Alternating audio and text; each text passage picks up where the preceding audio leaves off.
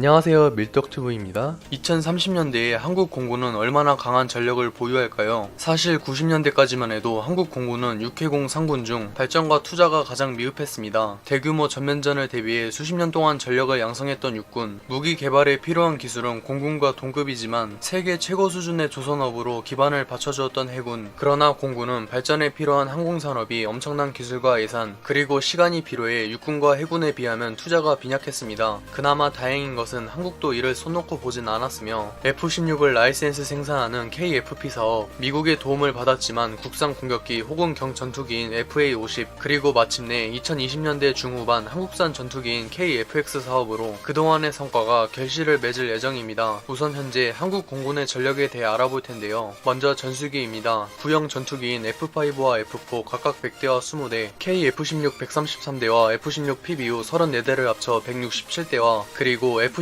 59대로 4세대 기체는 현재 226대를 보유하고 있습니다. 또한 5세대 스텔스기인 F-35를 현재 16대 보유해 총 362대의 전술기를 보유하고 있습니다. 그 외에도 근접 공격기인 FA-50을 60대 보유하고 있습니다. 이제 지원기 전력입니다. 정찰기로는 조기경보기 피스아이 4대와 최근 도입한 무인 정찰기 글로벌 호크 3대를 보유하고 있습니다. 공중급유기는 시그너스 4대를 보유하고 있습니다. 수송기 전력은 C-130계열 16대와 스페인과 인도네시아에서 도입한 CN-235 20대를 보유하고 있습니다. 현재 한국은 세계 10위 안에 들어가는 나름 막강한 공군을 보유하고 있습니다. 특히 주적인 북한과는 현 시점에서 비교할 가치도 없습니다. 그나마 북한이 내세울 만한 4세대 전투기 미그-29는 40대에 불과하며 그마저 전자장비와 조종사의 기량 차이 때문에 한국의 KF-16과 F-15K에게 일방적으로 압살당합니다. 그래서 북한도 반쯤 체념했는지 공군은 사실상 포기하고 대신 러시아의 지대공 미사일 S-300을 카피한 걸로 추정되는 KN-06을 평양에 배치하며 발악하고 있습니다. 하지만 한국 공군에게도 문제가 없는 것은 아닌데요. 가장 시급한 것은 바로 전술기의 노후화입니다. 이미 40년은 좋게 지나 기체의 노후화가 심각한 F4와 F5를 아직도 120대씩이나 보유하고 있습니다. 한국이 보유한 전술기가 362대인 걸 감안할 때 대략 3분의 1 정도를 차지하고 있으며 이는 결코 낮은 비중이 아닙니다. 특히 현재는 이런 구형 전투기를 운영하는 국가가 거의 없어 단종되거나 희소해서 값이 오른 부품이 많기 때문에 여간 번거로운 게 아닙니다.